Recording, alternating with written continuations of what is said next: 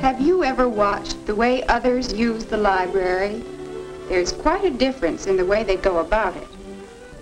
Some seem lost in the library. Take this girl, for example. Her name is Jean. You'd hardly know that her job is to find what she needs and get to work as soon as possible. She seems confused. But why? She knows what she needs material on, and she should get that material quickly in order to use her time for the real job of studying the material. Or so it seems to me. Of course, all students aren't like Jean.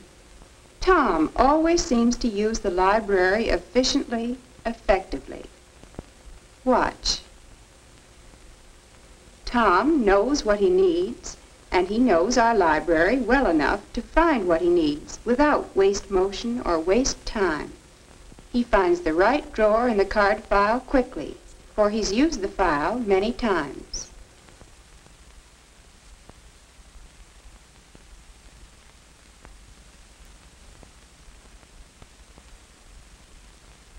He records the call number completely, and he's ready to find the book he wants.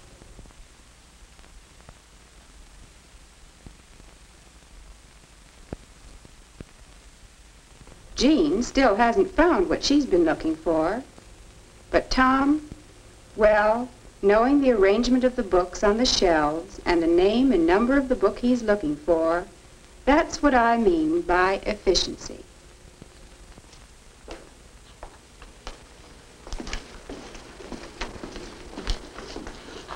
Well, that's all right. Mine may take time. Thanks. I'd like to take out this book, Miss Wilson. Here you are, Tom. Thank you, Miss Wilson. Yes, Jean. Have you a book on the life of Nathaniel Hawthorne? Why, I think we have a number of books you could use. Would you like me to help you find something? Would you? And while we're about it, perhaps I could show you a few things about how to use a library efficiently. I guess there are a few things I could learn. Let's begin at the card catalog. Of course, you know the various ways we list a book in the card catalog. By subject, by author, and by title? That's right. Now, suppose you look for a book on the life of Nathaniel Hawthorne. Now, the first thing, Jean, is to really get to know this card catalog. You should be able to put your hand on just about any drawer you want. Let me show you. You select a subject. Well, how about the Scarlet Letter? All right. We want the S drawer. S for Scarlet. But the title begins with V. Yes, but in our card catalog, we disregard these, ands, and A's, so we look in the S drawer. Here we are. This is a title card for The Scarlet Letter by Nathaniel Hawthorne. That was quick. You should be able to find cards that efficiently. Now you try it. Let's see. I want the H drawer. H for Hawthorne. Now it ought to be H-A. H-A. It ought to be in this section. H-A-W. Hawthorne. Here it is. Let's see. No, this isn't it, Jean. No? No, this is an author card for the story Great Stone Face, written by Nathaniel Hawthorne.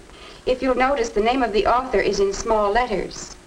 You want the story of the life of Hawthorne. Is this it? Yes, this is a biography. Now, can you notice the differences? Oh, the name is in capitals and in red. Is that what you mean? Yes, that's right.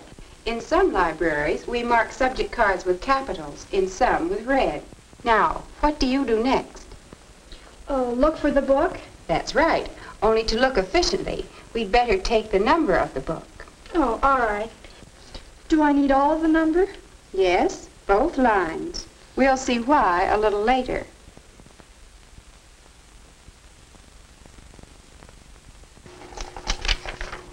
Now, before we leave the card catalog, let me show you some common problems that puzzle many people in finding the cards they need.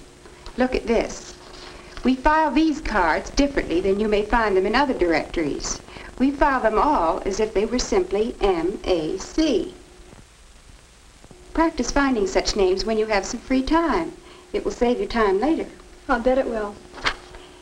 Here's another common problem. Where would you look to find 1860 or 5440? I don't know.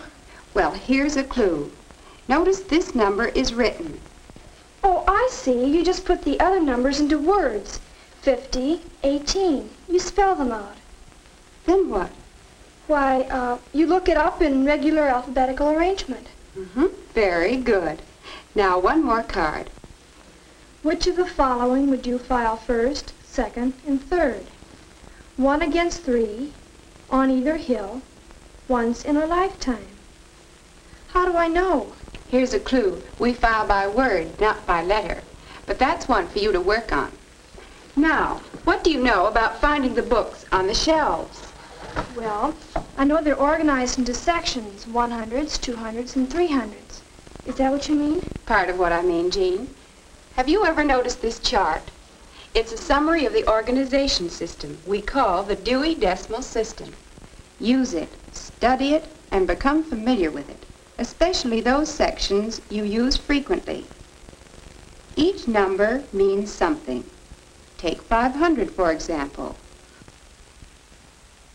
All books numbered in the 500s deal with science. 510 tells us the books deal with mathematics. 520 tells us the books deal with astronomy. 530 is physics. Each figure in the number is significant and helps us find the book we want. We find these same numbers on the shelves and books. 530. General Physics. You see what I mean? Yes, but why did I need the rest of the column number? We'll look further and we'll see. You'll be looking for many books in the 800s. Do you know what they are? Literature? That's right. All books numbered 800 are in literature, and each number has a special meaning. The 8 means literature. Numbers in this column mean the country. Numbers in this column mean the form of the writing. Thus, 810s are American literature, 820s are English literature, 830s are German literature, and so forth. Now, adding form, we find 811s are American poetry, 812s are American drama. What would 821 be? Why, it would be literature, English, poetry. Fine. Now, you try to find the book you want. 900. Let's see. Over there. In the 900 section, and I want 921.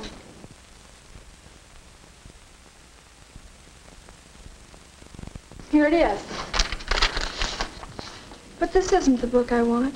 Better use all the call number. The second part helps to locate a particular book.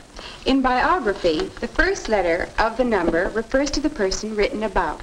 In other books, it refers to the author. H31H. Here it is. This is it. Say, that wasn't so hard to find. And thanks, Miss Wilson. I'll remember what you've taught me. Of course, this is only the beginning for Jean. She has much more to learn, such as the arrangement of fiction, but she's made a start. Before long, her searching for materials should be quick and efficient. Yes, so many of us need to know the organization of the library, so we can give our time to studying materials instead of looking for them. It can be so easy. Understand the card file. Know how to find what you want quickly, efficiently. Learn the system we use in arranging the books. And develop your skill in finding the books on the shelves. With this beginning, and with practice, you can master the organization of your library and turn searching time into study time.